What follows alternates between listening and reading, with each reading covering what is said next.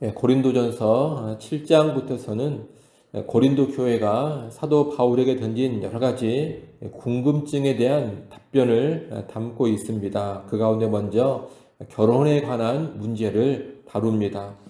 고린도 교회 안에는 다양한 사상이 공존하고 있었는데 그중 하나가 방종주의 또 금욕주의였습니다.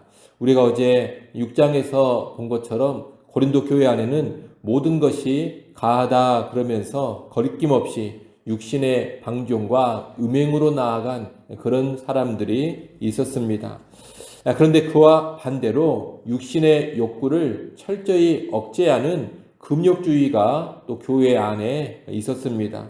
성적인 음행으로 나간 방종주의자들과는 정반대로 이 금욕주의자들은 성 자체를 거부했습니다. 그래서 결혼도 하지 않으려 했고 결혼한 상태임에도 불구하고 배우자와 동침을 하지 않으려고 했습니다.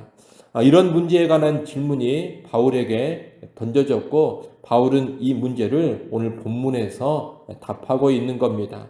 바울은 1절부터 7절에서 먼저 남자 여자의 동침에 관한 문제를 다룹니다. 고린도 교회 안의 금욕주의자들은 남자가 여자를 가까이 하지 않는 것이 좋다 그렇게 생각을 했습니다.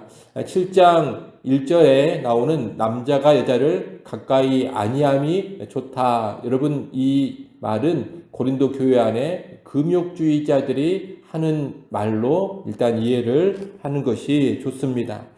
물론 남자가 성적인 면에서 여자를 조심하는 것은 옳습니다. 하지만 결혼한 상태에서 그렇게 하는 것은 바람직하지 않습니다. 결혼한 부부 중 한 편이 부부간의 동침은 가능하면 안 하는 것이 좋다 이런 생각을 하게 되면 이것은 배우자가 다른 경로로 성욕을 충족시키게 만들어서 음행을 부추기는 그런 일이 돼버립니다.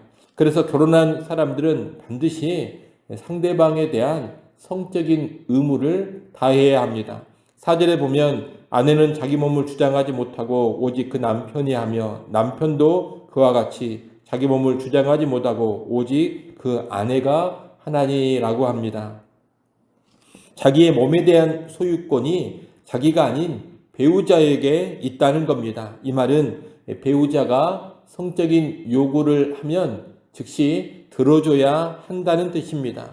바울은 상대방의 성적 요구에 응해주는 것, 이것이 결혼한 사람들의 중요한 책임이요, 의무라고 말하고 있는 겁니다. 5절에서 바울은 서로 분방하지 말라고 합니다. 분방한다는 것은 배우자와 동침하지 않으려는 태도를 말합니다. 어떤 이유로든 결혼한 부부가 동침하지 않고 따로 지내거나 성관계를 기피하고 멀리하는 것은 바람직하지가 않습니다. 바울은 그러지 말라고 말하는 겁니다. 물론 바울은 기도에 집중하기 위하여 분방할 수는 있다 그럽니다.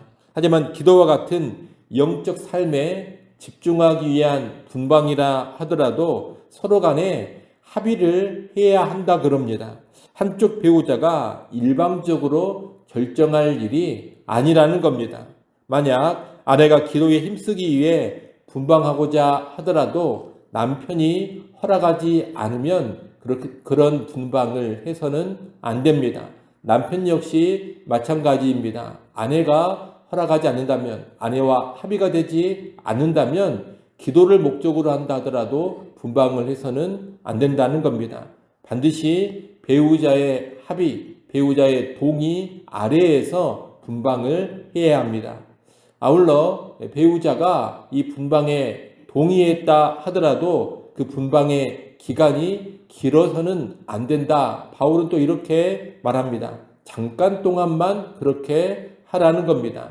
짧은 기간의 분방만이 허락이 되는 겁니다. 특히 바울은 기도와 연관된 이 분방에 관하여서 6절에서 뭐라고 하느냐? 이것은 허락이요, 명령은 아니다. 이렇게 말합니다.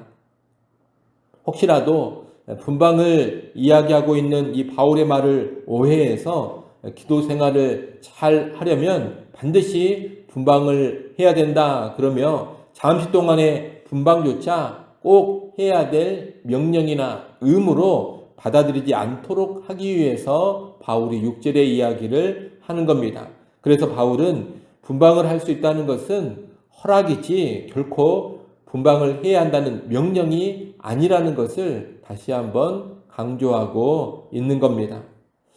바울은 7절에서 모든 사람이 나와 같기를 원한다 그럽니다. 모든 사람이 나와 같기를 원한다 이 말은 독신으로 있기를 원한다 그런 말입니다. 하지만 바울은 그것이 불가능한 일이요 모든 사람이 다 그럴 수 없다는 것을 너무나도 잘 알고 있습니다.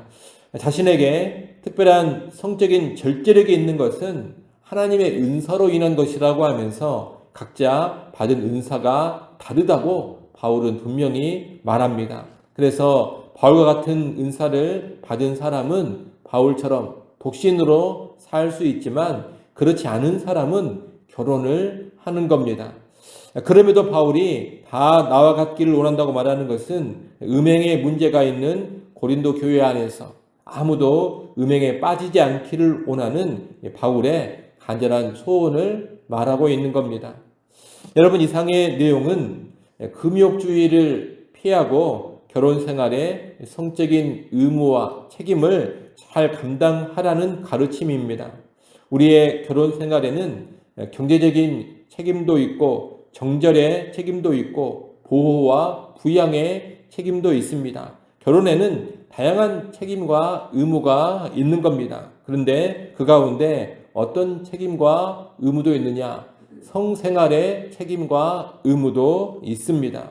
이 의무를 소홀히 하면 사탄에게 시험의 빌미를 줄 수가 있고 내 배우자를 음행의 유혹에 빠지게 만들 수가 있습니다. 이것을 잘 아시고 정상적이고 성실한 부부 생활을 통해서 유혹을 사전에 차단시키시고 음행에 빌미를 주지 않고 사탄에게 시험거리를 주지 않는 그런 성도들이 될 수 있기를 바랍니다. 8절, 9절 말씀은 재혼에 관한 가르침입니다. 8절에 보면 내가 결혼하지 아니한 자들과 가부들에게 이른다 그렇게 말하고 있는데 여기서 결혼하지 아니한 자들이란 호레비들을 말하는 것입니다. 한번 결혼했다가 이제 홀로 된 사람들, 호레비나 과부들은 바울처럼 독신으로 지내는 것이 좋다 그럽니다. 근데 이것은 독신 자체가 결혼보다 더 우월한 영적인 상태이기 때문에 그런 것이 아닙니다. 혼란이 많은 세상에서 결혼하면 주님을 섬기는데 더 많은 짐이 되고 더 수고로워지기 때문입니다. 이렇게 주님을 섬기는 현실적인 차원에서 독신을 권하는 것이지 독신 자체가 하나님의 뜻이라든가 독신이 결혼보다 더 우월해서 이런 말을 하는 것은 결코 아닙니다. 아울러 바울은 독신으로 사는 것도 하나님이 주신 은사가 있어야 함을 말합니다. 자기처럼 성적인 욕구를 얼마든지 절제할 수 있다면 독신이 가능하지만 그렇지 않다면 재혼을 하라 그럽니다. 아직 결혼하지 않은 미혼자가 됐든 결혼을 했다 홀로 된 사람이든 독신으로 있는 것은 자기의 은사를 따라 주님을 더 잘 섬기려는 마음으로 해야 하는 겁니다. 그렇게 하지 않고 그저 쉽고 편하게 살고 싶어서 또는 자유롭게 살고 싶은 이기적인 동기로 독신을 추구하는 것은 잘못된 모습입니다. 그런 독신은 반드시 사람을 죄와 음행으로 끌고 갑니다. 따라서 우리는 자기의 은사를 잘 파악하고 하나님 중심의 시야로 독신과 결혼 가운데 어떤 것이 최선인지를 지혜롭게 선택할 수 있어야 하겠습니다. 끝으로 10절부터 16절은 이혼에 관한 가르침입니다. 10절, 11절은 부부 모두가 신자인 경우입니다. 그리스도인 부부는 원칙상 이혼을 하면 안 됩니다. 예수 그리스도께서는 음행의 연고 외에 원칙상 이혼을 금하셨습니다. 따라서 그리스도인 남편과 그리스도인 아내는 갈라서면 안 되는 겁니다.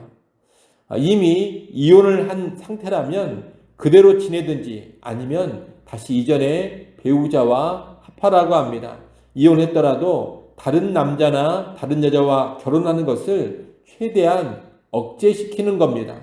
그 이유는 명확한 음행의 사유가 아닌 그런 이혼의 경우에는 재혼이 하나님 앞에서 또 다른 음행이 되기 때문입니다. 음행의 사유가 아니라면 이 세상에서 나는 법적으로 이혼했다 하더라도 하나님 앞에서는 나와 배우자가 여전히 결혼 관계입니다.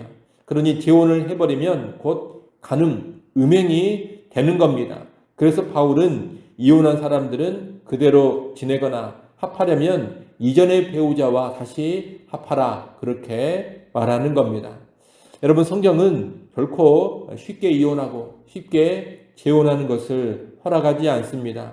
설령 이혼했다 하더라도 재혼 역시 쉽게 허락을 안 한다는 겁니다. 그만큼 이 결혼이라는 것은 무겁고 엄숙하고 고귀한 관계입니다. 우리 믿는 사람들은 이것을 잘 알고 이혼을 각별히 주의해야 할 수 있어야 하겠습니다.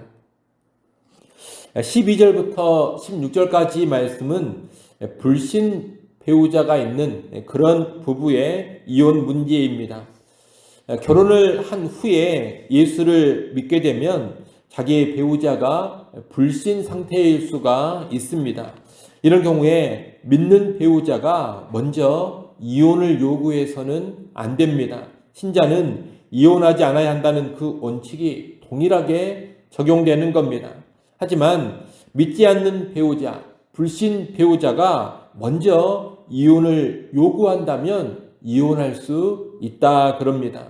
하지만 그럼에도 예수 믿는 배우자는 이혼을 하기보다는 결혼을 지키기 위해 최선을 다해야 합니다. 가능하면 이혼하지 않으려고 해야 한다는 겁니다.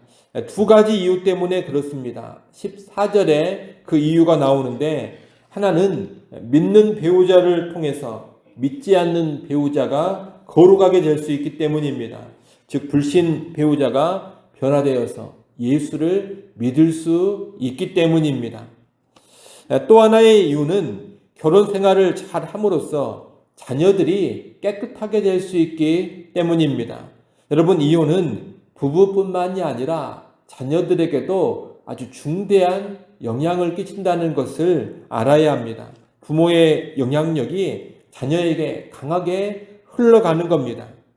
이혼은 영적, 육적, 정신적인 면에서 자녀를 더럽힐 수가 있고 자녀에게 큰 손상을 줄 수가 있습니다. 이것을 방지하기 위해서라도 신자들은 최대한 이혼을 피하고 결혼 생활을 유지해야 하는 겁니다. 이렇게 믿지 않는 배우자가 믿을 수 있는 가능성이 있기 때문에 또 자녀들을 깨끗하게 지키기 위해서 신자는 최대한 이혼을 피해야 하는 겁니다. 하지만 그럼에도 불구하고 믿지 않는 배우자, 이 불신 배우자가 끝까지 이혼을 요구하고 그로 인해 화평함 중에 가정을 지킬 수가 없다면 이혼하는 것, 갈라서는 것이 좋습니다. 불신 배우자와 더욱 파탄적인 가정생활, 결혼생활이 돼버리기 때문입니다. 맹목적인 이혼 금지는 때로 이혼보다도 더욱더 자녀들에게 그리고 배우자에게 해를 끼칠 수가 있습니다. 그래서 불신 배우자가 강하게 이혼을 요구할 때는 신중하게 생각해서 갈라서는 것이 더 낫다라는 판단이 내려진다면 이혼을 할 수 있는 겁니다. 여러분, 우리가 오늘 결혼과 재혼, 이혼 등에 관한 말씀을 간단하게 살펴봤습니다. 이 결혼이라는 것은 정말로 중요한 삶의 영역입니다. 그러니 하나님의 뜻에 따라서 신중하게 결혼을 해야 하고 또 결혼 생활도 하나님의 뜻에 따라서 영위해 가야 합니다. 이혼과 재혼의 문제 역시 하나님의 뜻에 따라서 신중을 거듭해서 처리해 가야 합니다. 오늘날은 결혼을 너무 가볍게 여겨서 쉽게 결혼해버리고 또 쉽게 이혼해버리고 재혼도 아주 쉽게 하곤 합니다. 혼탁한 시대요, 타락한 시대요, 음란한 시대여서 그러는 겁니다. 이런 시대에 우리 그리스도인들은 더욱 깨어서 결혼의 원리를 잘 알고 하나님이 기뻐하시는 결혼으로 나아갈 수 있어야 하겠습니다. 이 결혼의 영역에 있어서도 세대를 거스르고 언제나 하나님 앞에서 거룩하고 경건한 삶으로 나아가는 우리 모두가 될 수 있기를 간절히 바랍니다. 기도합니다. 하나님 아버지, 결혼을 가볍게 여기는 시대를 살아가고 있습니다. 너무 쉽게 결혼하고 또 쉽게 이혼해버리고 재혼도 쉽게 하는 그런 시대를 살고 있습니다. 이 혼탁한 시대에 우리 성도들이 철저히 깨어있게 하여 주옵소서. 결혼이 얼마나 무겁고 막중하고 고귀한 관계인지를 잘 깨달아서 하나님 앞에서 신중하게 기도하며 결혼하게 하시고 이혼의 문제 앞에서도 신중을 더하여서 하나님의 뜻을 잘 분별하여 행하게 하시고 재혼의 문제 역시 하나님 앞에 간절히 기도하며 결정해 가게 하여 주옵소서. 결혼과 이혼과 재혼 이 모든 것이 하나님 앞에 부끄럽지 않게 하시고 하나님의 뜻에 언제나 합당하게만 이루어지게 하여 주옵소서. 이 타락한 시대에 깨어있는 교회 되게 하시고 경건과 거룩으로 나아가는 그런 성도들이 꼭 되게 하여 주옵소서. 하나님, 이 새벽 시간 하나님 앞에 나와 간구합니다. 새벽에 도우시는 하나님의 능력 누려가게 하시고 때를 따라 돕는 하나님의 은혜를 받아 누리게 하여 주옵소서. 오늘 하루도 나의 날이 아닌 주의 날인 것을 기억하게 하셔서 하나님의 기쁨과 하나님의 영광을 위해 살아가게 하여 주옵소서. 예수님의 이름으로 기도드리옵나이다. 아멘.